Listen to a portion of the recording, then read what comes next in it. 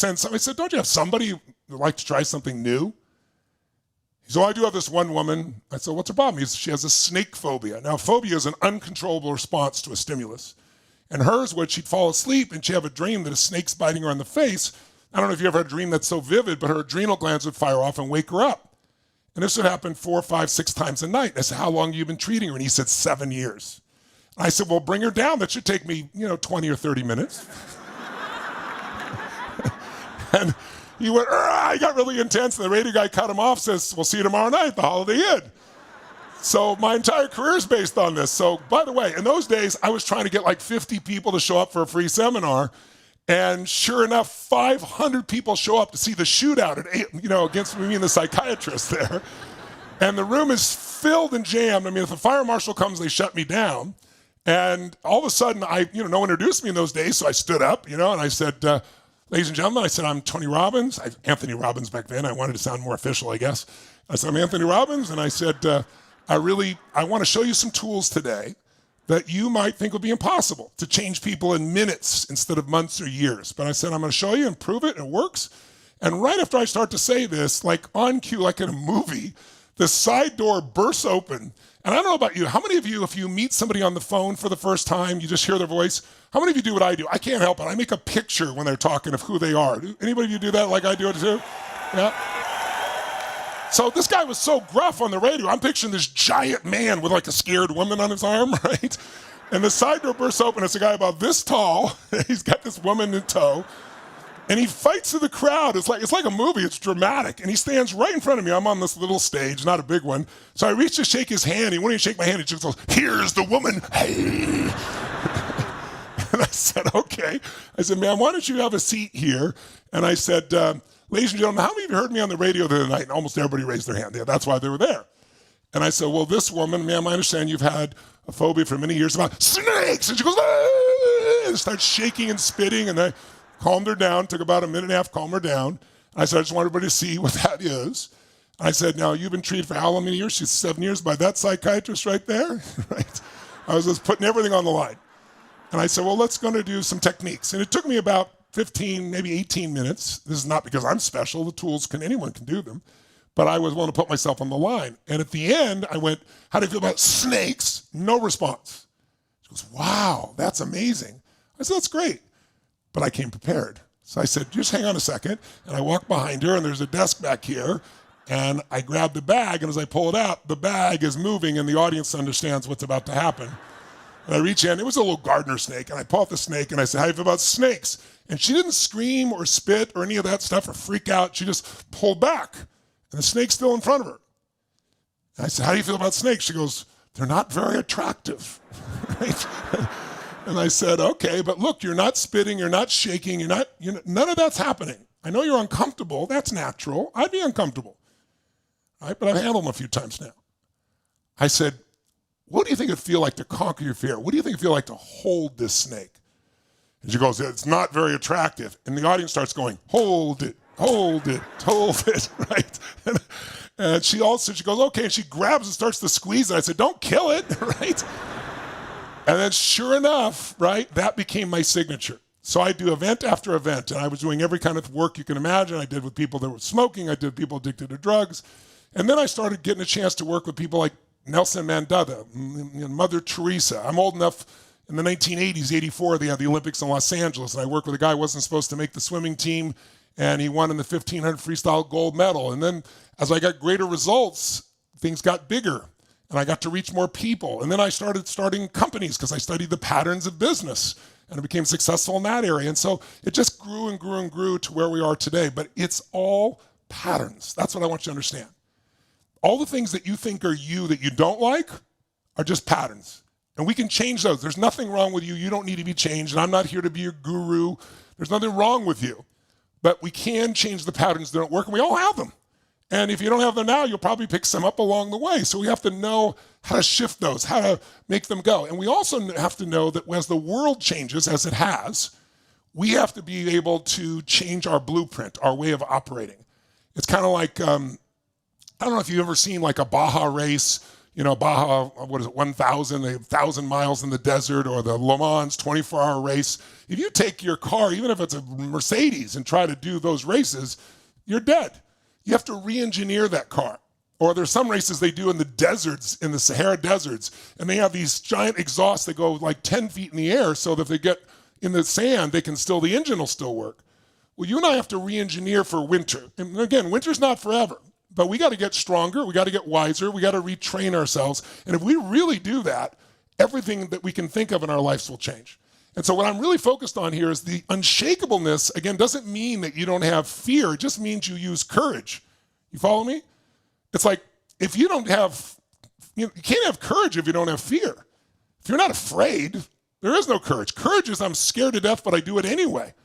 So part of what I want to do with you here in this little bit of time we have together is lay a foundation, and then each day we're going to learn some skills, some insights and skills, and then I'm going to give you a challenge. And that's your pay for this. I'm not asking anything from you financially, but I'm asking you to pay yourself by saying, I'm going to take what I learned today and do one little thing that's might be a little bit uncomfortable, but it's going to make me grow. Who's up for that out there? Who would be up for making that happen?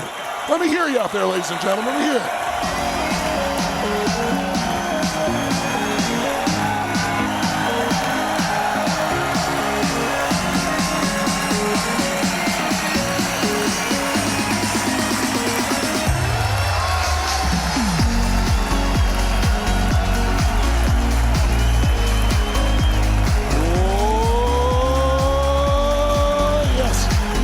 By the way, once you understand patterns and you learn to change yourself, isn't that the greatest gift you can give your children? Now, you can tell your kids all day long how to be, but if you change you, they see it and feel it. That's the greatest gift you give your husband or your wife or your coworkers or your employees. So when we get you to change, when you get yourself to change, you're going to have more to give everybody else, and that makes change so much more enjoyable, because if it's just for you, you might not do it, but most of us will do much more for others than we will do for ourselves. That's one of the beautiful things about human beings.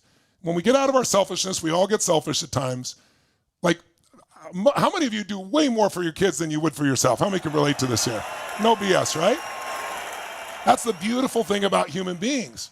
So if you really want to have the greatest experience, recognizing those patterns will work. And by the way, once I figured this out, I get the call. I've gotten the call now for 40 years almost, 35 of those 46 years at least. About 10 years into my career, I was producing such results. I get the phone call when the athlete was burning down on national television. Serena Williams, her sister was killed. She couldn't get on the court. And I got to step up and deliver right now. And the whole world's watching. If I don't deliver, she can't get on the court. And then she goes and wins. Or I go and I deal with somebody who's suicidal, a child or an adult. And knock on wood, tens of thousands of them. In fact, we have films of them. We train therapists in this now around the world. They get credits for this, education credits, to give you an idea. How many of you I don't know how many have seen the Netflix documentary, Tony Robbins, I'm Not Your Guru? Any of you seen that out there? Yeah. You'll actually see the interventions that I do, and then we did a follow-up with him 2 years later. We just had a 5-year anniversary and got to see all these people's lives, and we got to see their lives still are changed half a decade later. So it's all available to you. I get the phone call, true story, when the President of the United States calls me and says, they're going to impeach me in the morning, Tony. What should I do? I've actually gotten that call more than once. There's only a few people that have gone for impeachment. But I'm talking about Clinton the first time. I'm 32 years old. The President of the United States says to me, Tony, they're going to impeach me in the morning. What should I do? My first response was, could you call me sooner? I mean, tomorrow morning.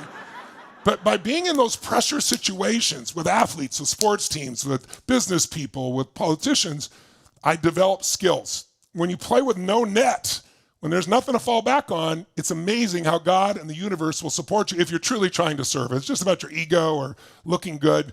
It's not going to work. And I've failed at plenty of things. It's not like I've always succeeded.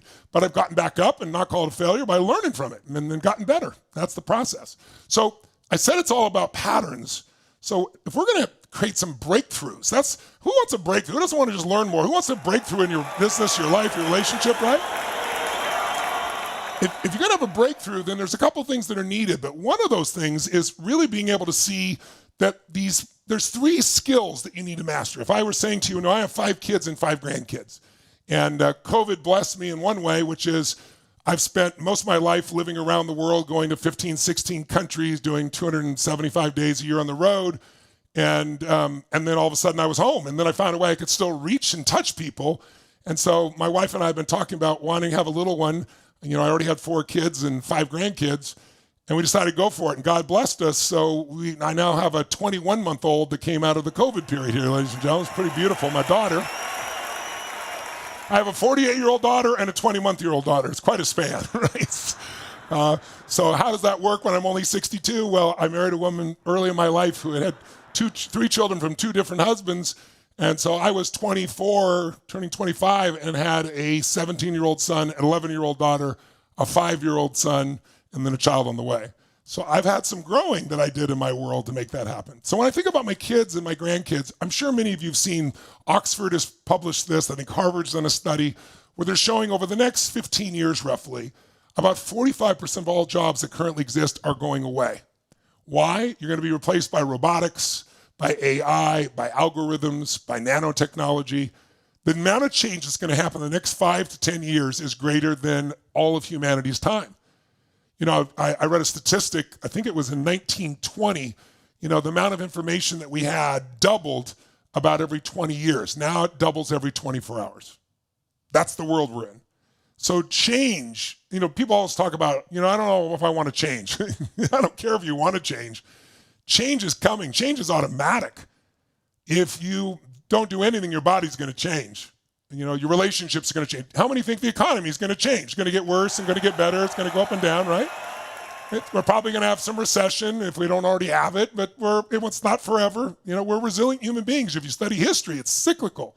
So, change is automatic. Progress is not. If you want progress, you've got to invest in yourself. You've got to push forward. I remember I just saw recently, there was an interview that was being done with the Oracle of Omaha, and he's talking, Buffett, about the experience of what should you do with inflation. Inflation's 7 or 8%. And he said, invest in yourself. When I first met him, I said, what's the most important investment you made? And I thought he was going to say Coca-Cola, or I thought he was going to say something like Geico, because I'm familiar with those investments he made. And he goes, that's what you do, Tony. I said, well, I do a lot of things. He goes, helping people communicate, own themselves more. He said, I went to Dale Carnegie when I was really young.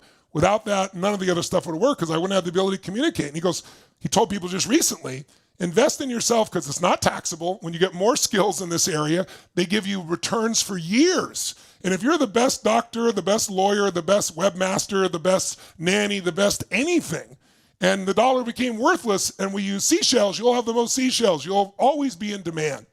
So it's really important that we see these patterns. So here are the 3 skills, if you want to jot them down, that I'm teaching all my kids and grandkids and that you and I both need, because 15 years, how many found time seems to go by a lot faster today than it used to in the past for you, right?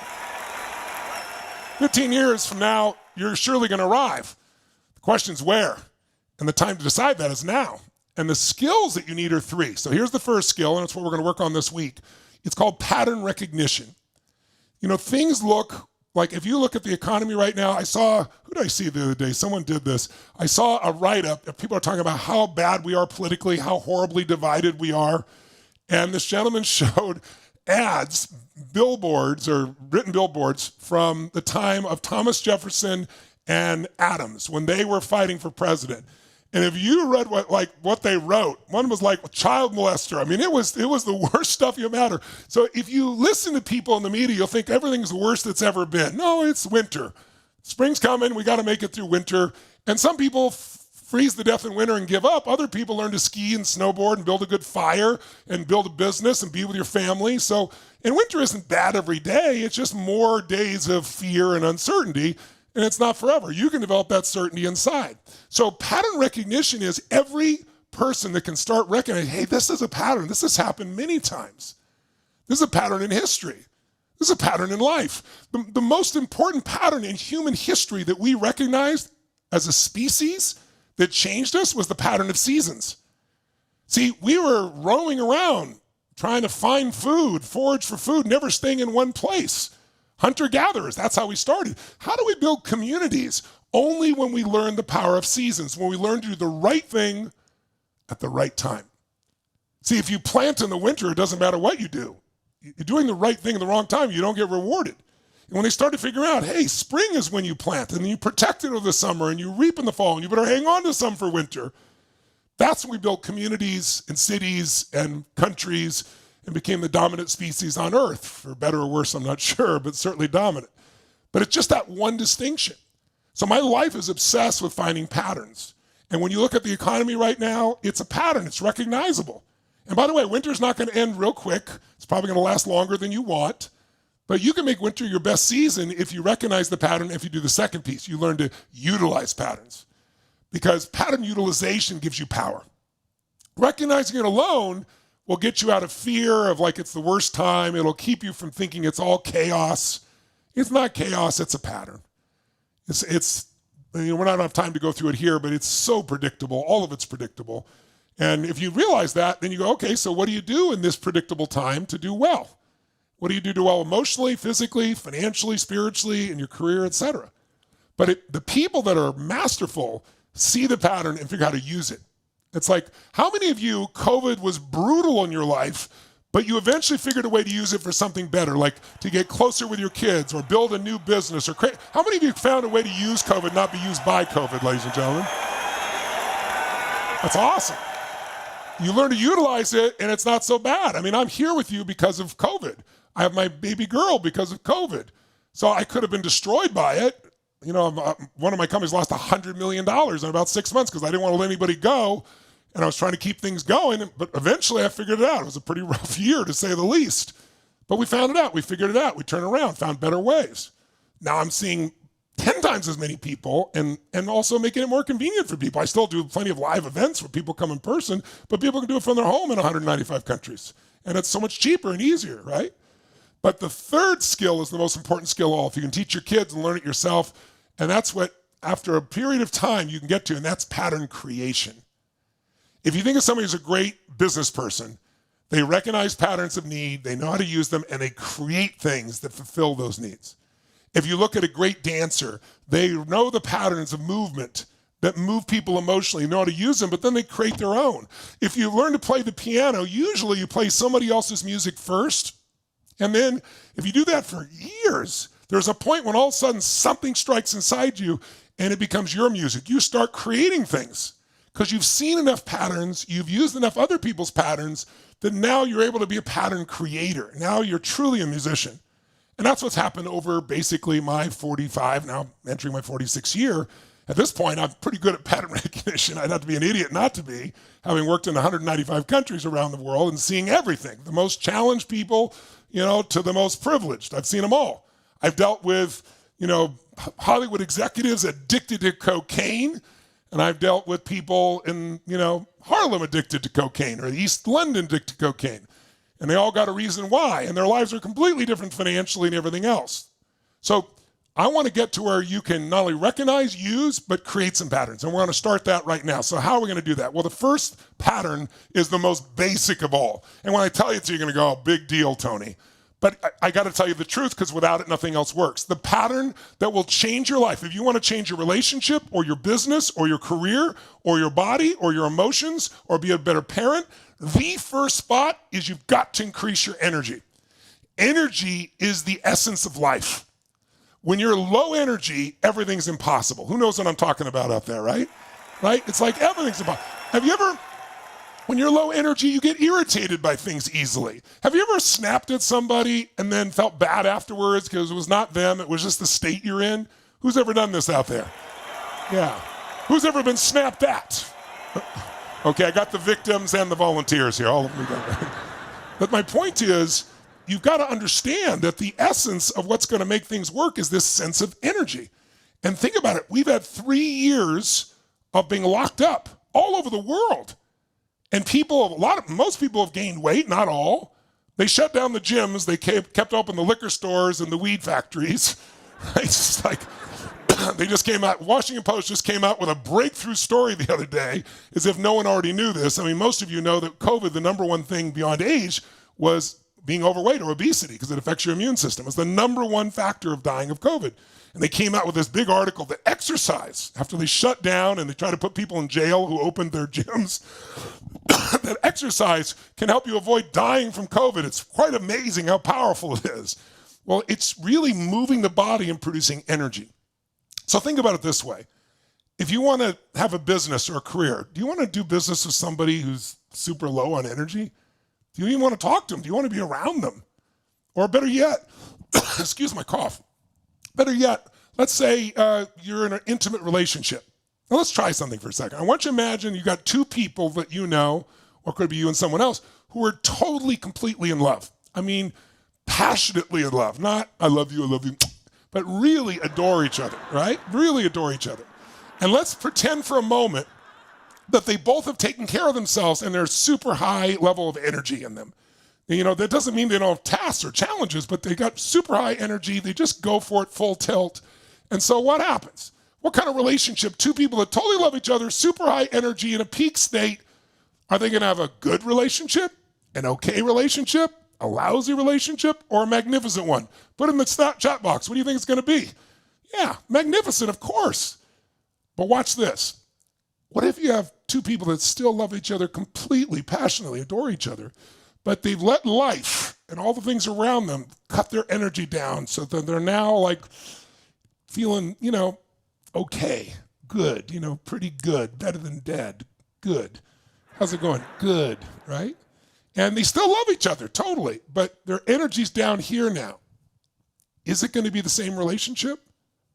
You and I both know it's not, right? Is it going to be great, magnificent? No, it'll probably be okay and good, even though they love each other. But here's the danger zone. Have you ever had this in a relationship? I'm sure you have. I have. Have you ever been in a place where you're just burnt out? And if you're both burnt out, you're way down here. Your energy's through the floor.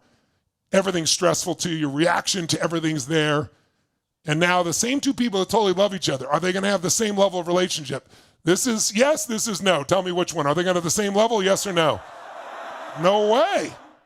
And you know that intuitively. So energy is life. So then the question is, how many of you have days where you wake up and your mind says, let's go get them, and your body says, I can't get out of bed? Who knows what I'm talking about here, right? Or how many of you have days where you think to yourself, I don't want to talk to people today? Who has days like this? Make some noise if you have days like that, ladies and gentlemen, right? But if you're a human, and you're going to continue to be part of life, the government's not going to keep writing checks like they did for 2 or 3 years.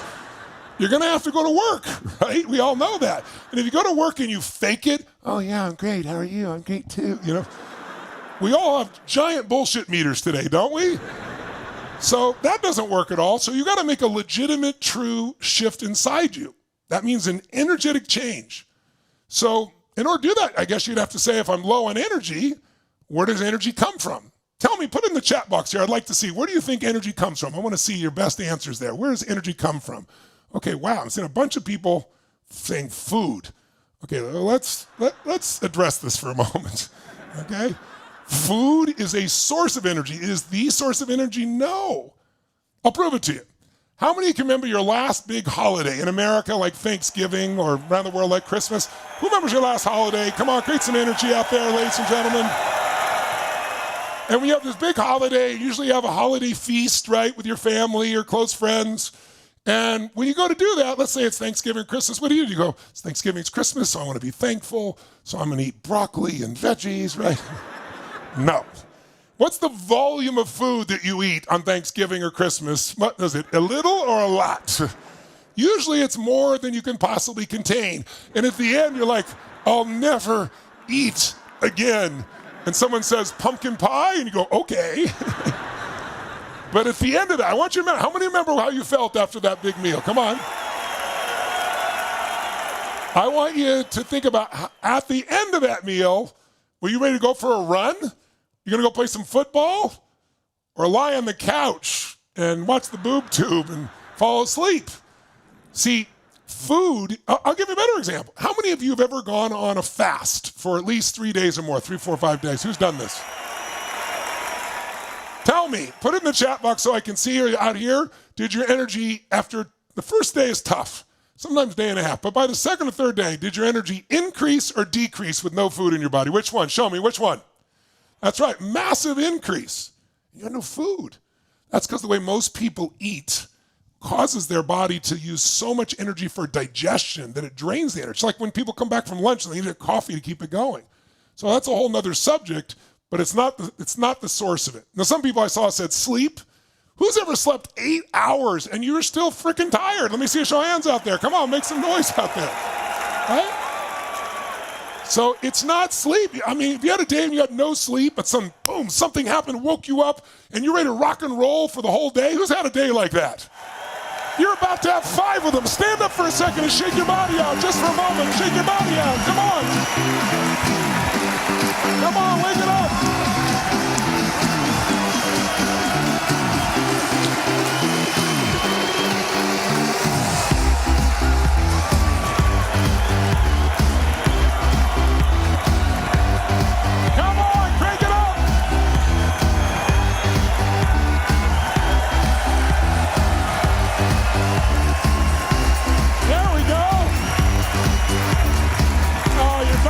Beautiful.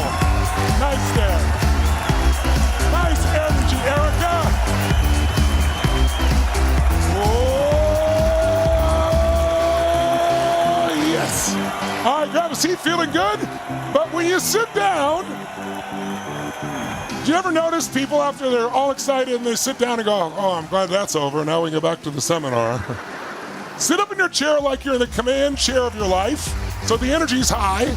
And right now, in your chair, create more energy than when you were standing. Wake it up. Come on now. And make a sound that makes you feel good. Make an out loud sound that makes you feel good.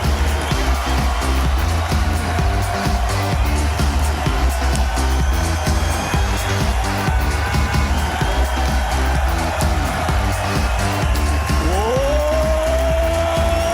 yes. And by the way, energy is a habit, isn't it? It's a habit.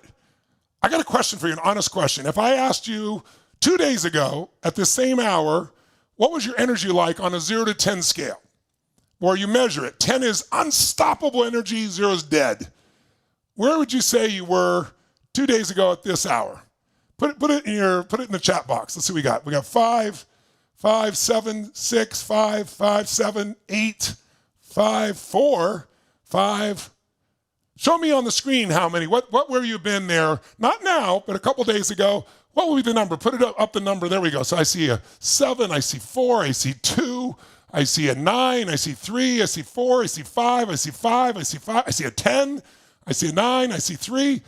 The average is around a 5. So here's my question for you. First of all, if you're in business, you can't manage something if you don't measure it. Does that make sense? And by the way, when most of us get overweight, it's because we don't measure very often. All of a sudden you wake up and go, oh my God, I'm 10 pounds overweight, 15 pounds overweight. But if you measured each day and paid attention, you could fix it before it got out of control. Same thing's true with everything, but your energy is the most important one. So here's my question. If the average is 5, and I'm seeing all these numbers, some are 3s and 2s, let's give it a 5. Here's my question. Would you ever really want to date a 5? Do you want to do business with a 5? Would you want to be a 5 parent on a 0 to 10 scale? No, so we need to shift it. So how do you shift it? Well, here's what's ironic, and you'll understand why we're doing some of this movement. Emotion is created by motion. Energy is emotion. It's energy in motion. The way we move, the way we breathe, the way we use our voice totally changes our energy in a second. If I came out this morning and said, good morning, thank you for joining me. I'm Tony Robbins, and you're not. And over the next 17,000 hours of this seminar, right? So sometimes I'm going to ask you to make a sound. In fact, right now, no matter where you are, just try something. Make a sound of total excitement out loud. Go for as loud as you can. Make it sound of excitement. Do it again and really enjoy it. Total excitement, energy. Come on, go for it. All right. Did your energy go up or down? Which one? Of course it went up, right? Now, it's a habit, so you got to start measuring yourself, and then you got to just do some things. So one thing you can do, let's try something real fast. Stand back up just for a minute, just for a moment, if you would. Please stand back up. Wherever you are in the world, if I can't see you, please stand up so you get the benefit of this, because if you don't physically activate your body, you won't feel the same result. You'll get some interesting information, but it won't stay with you. So what I want you to do is really simple. I want you to, if there's someone in the room with you, you can point at them, But most of you I can see are alone, and I want you to point at somebody on the screen, whether they see you or not. And if you're at home, you can point at somebody or nearby, and what you're going to say is, I own you. Go for it. Try and say it. Do it a little louder. Go, I own you. Oh, do it with intensity. I own you. No, I own you. Now, let me tell you what we're doing here. Are there any competitive people in the world out there? Any of you competitive people? Okay, good. The word competition in Latin means to conspire together. So we compete to conspire to make each other better. If I push you hard in basketball, you got to get better. I want you to push me hard so I get better. So one way we'll do this a couple of times over the weeks is just real fast. It'll take us like 10 seconds. It'll just be creating a new habit. We'll stand up, we'll go, I own you. Now, if you don't have anybody around you, just point at the screen and imagine somebody there, or you can say it to me, I own you, Tony, right? I own you. And then that means I'm challenging you, you low energy person, right? And then all we're gonna do is for 15 to 20 seconds, you're gonna jump, leap, and celebrate and use your voice like a little kid celebrating, like your sports team just won a national championship, like you just achieved your greatest goal, like you had the greatest orgasm of your life, whatever would have floated your boat. But I want you to really go for it like a little kid, not like a boring adult that goes, yeah, that was great, right? Who's willing to go for it for like 20 seconds here? Who's willing to make it happen? Stand up, wherever you are in the world, point at somebody and go, I own you, baby. No, I own you. No, I own you. All right, let's clap, and then on 3, we do it. 1, come on. 1, 2, 3, go. Wake it up.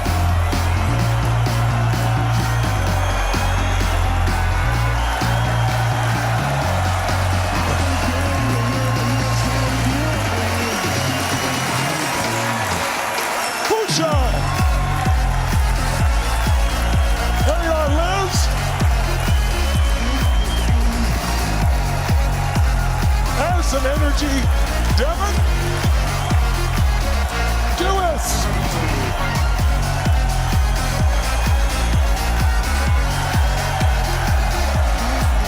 Oh, yes. Get a virtual high five, or if they're with you, high five and say, you rock, baby. So do I. And grab a seat feeling strong now. And don't let the energy drop when you sit down. There you go. 10 seconds in your chair. Keep the energy going in your chair. Come on, here we go. 1.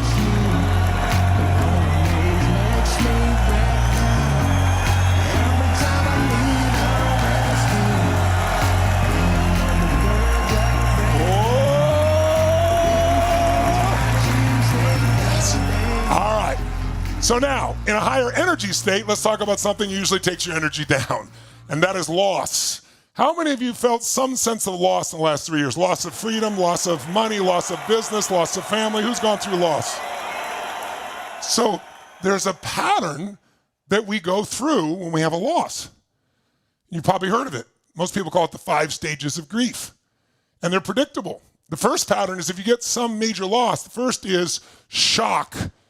And you don't even believe it's possible, right? You just don't even believe it. It's denial. It's a shock, and you're like, no. Who knows what I'm talking about? Who's had this experience, right? Somebody died, you got fired, your company, went through something, whatever. And we just don't want to experience it. It's just too abrupt. But then go ahead, put the second stage on there. What happens? Well, after that, then we tend to get angry, or at least frustrated, or some anxiety. But usually there's an anger there, like this shouldn't have happened.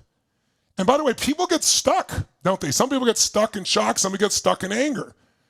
And after you experience enough anger, your nervous system is exhausted, so it goes to a different place, and it's a lower energy. It's sadness or loss or the feeling of depression. In the denial phase, you don't want to experience the loss. In the anger phase, you're still fighting it. You get in that sadness loss phase, boy, it's pretty low. And some people get stuck there. They stay depressed. They stay sad. They stay lost. In fact, most people, we'll talk about this in a couple days. We'll show you the stats. But people go and get traditional therapy and get drugs. And some of those drugs that people take, it says right on the side, creates suicidal thoughts. It makes it worse. It's crazy. So, and yet, it was the cover of Newsweek only, I think, a month ago. They did these meta-studies and showed these SSRIs. They don't work. But they're still giving them to people because they don't have a better alternative. So we'll talk about that tomorrow and show you the alternatives. If you make it through the loss and depression, the way you get through there is you go to that fourth stage where you start to kind of bargain. Okay, God, if you'll let me do this, I'll do that. Or if I'll make this happen, you bargain with yourself, you bargain with God, you bargain with the universe. But eventually, if you're going to get to a place of at least balance, you get to a place of acceptance where you don't like it, but it's like, God grant me the serenity to know the things I can change, things I can't, the courage to know the difference, take those actions. Some of you know that serenity prayer.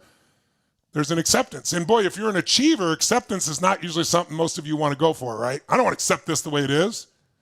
But you do have to accept something to complete it so you can let it go. But most people get stuck in anger or sadness or maybe acceptance. And I don't think that should be. I believe there's a sixth stage that takes you out of grief, and that is creation. Creation. The way you get the life back and make it better in spite of all that's going on is you create. You create something new. You create a new business, new relationship, a new opportunity, something that comes, I believe, out of humongous, horrific pain. Good must come. Out of injustice, good must come. And not by demanding, but by creating something that creates something good. Who's up for this? Who likes this idea here, ladies and gentlemen? So, my way of looking at that is, how do you create a breakthrough? And that's what I want to focus on for this little session with you now. What is a breakthrough? You know, everybody says, I'd like a breakthrough, but what is it? Do me a favor, put in the chat box your definition of a breakthrough. I'd like to see what your definition is. I'm seeing people still talking about the losses here, but tell me now what your definition of a breakthrough. Okay, an insight. Okay, immediate change.